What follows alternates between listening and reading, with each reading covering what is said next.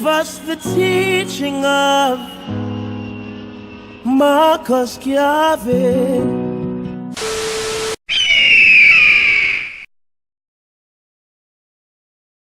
Many people are familiar with the Black Star Line, the fleet that the UNIA and Marcus Garvey had put together, comprised of the SS Kanawha, the SS Shadyside, and the SS Frederick Douglass, which made its maiden voyage for the Black Star Line in November of 1919. Around that same time, there have been some major achievements by black people in aviation. Even a black pilot who was a hero of World War I. In 1914, during World War I, Corporal Eugene Jock Bullard earned his nickname, the Black Swallow of Death. By 1921, former soldiers who were also mechanics and engineers came back to the United States during those times to begin learning how to build airplanes on their own and actually fly, after having watched pilots from a distance not being able to attend flying schools, etc. They acquired the knowledge and began flying when they came back. After the war, a lot of Curtiss airplanes were available for low prices, and so that's how people were able to do barnstorming and things like that. And so that was black people's way into aviation. In 1921, the UNIA convention had decided they were going to create an aeronautical bureau.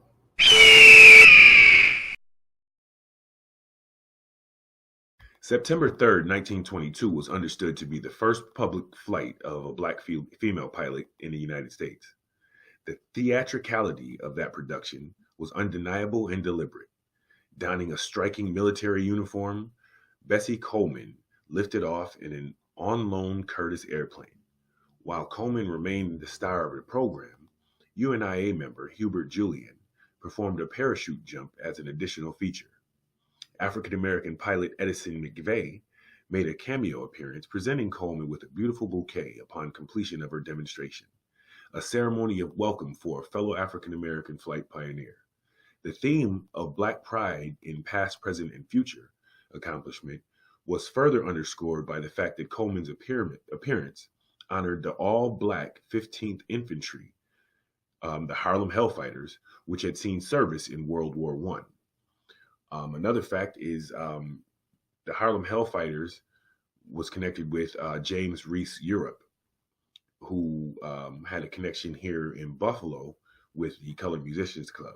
But we can deal with that at another time.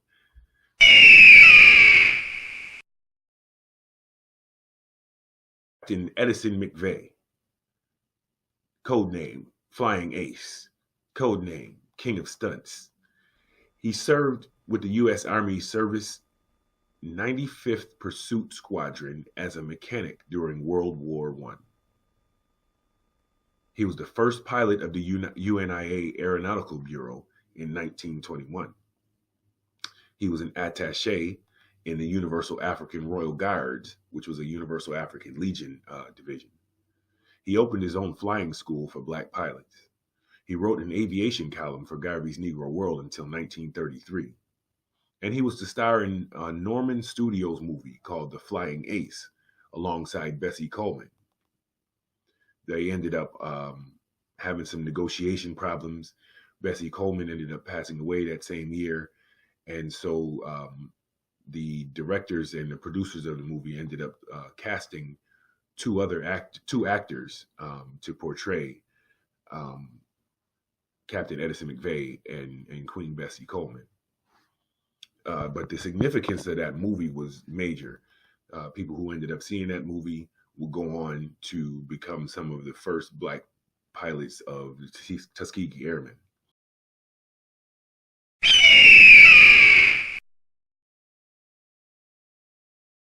Colonel Hubert Fauntleroy Julian, codename Ace of Spades, codename Black Eagle of Harlem. He was an inventor. In 1921, he invented the airplane safety appliance, where he got a patent. His airplane, the Ethiopia 1, had UNIA slogans all over it. This plane is the property of the Negro race, donated by them for their advancement in aviation. One God, one aim, one destiny, and land of our fathers.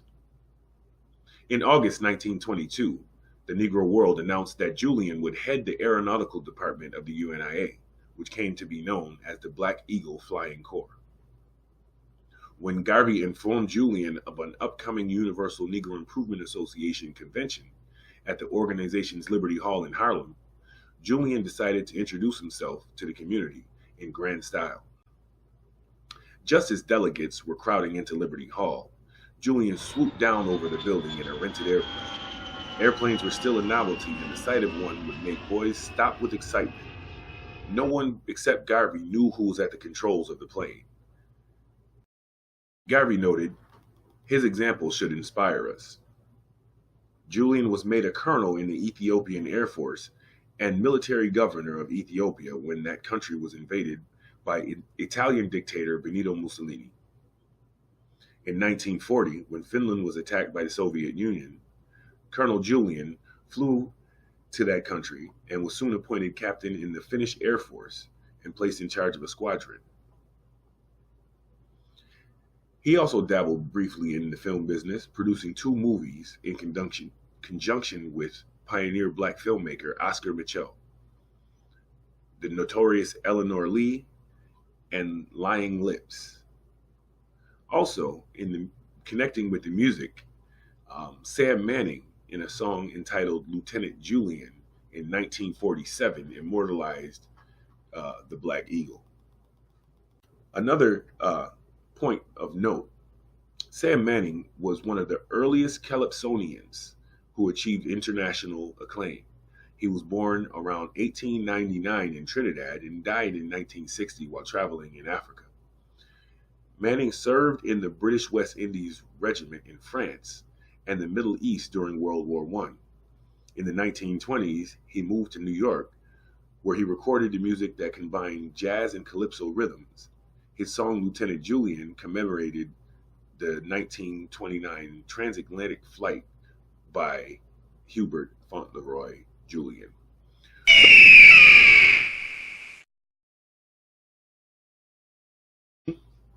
That there's a lot of connections to France here, Paris. The British West Indies Regiment was a military unit that ended up almost unanimously joining the UNIA and spreading the Garveyite unification doctrine over the world. As they traveled to and from war, segregated and oppressed, even though they were fighting for these countries, they only had the one thing that unified them, and that was their race.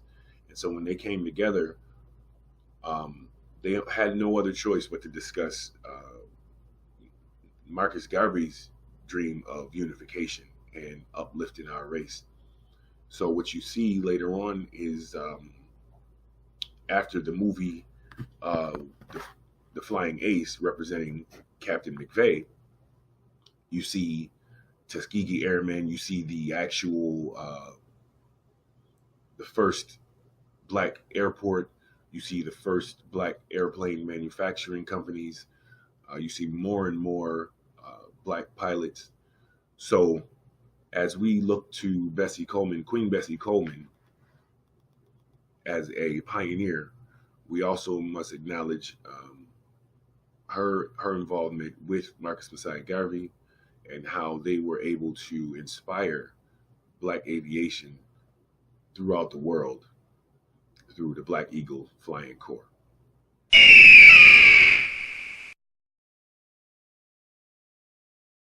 So as always, peace and love to the family, race first, and just remember that Black history is not just for Black History Month. You're supposed to study Black history every day, and never forget, unification is a must.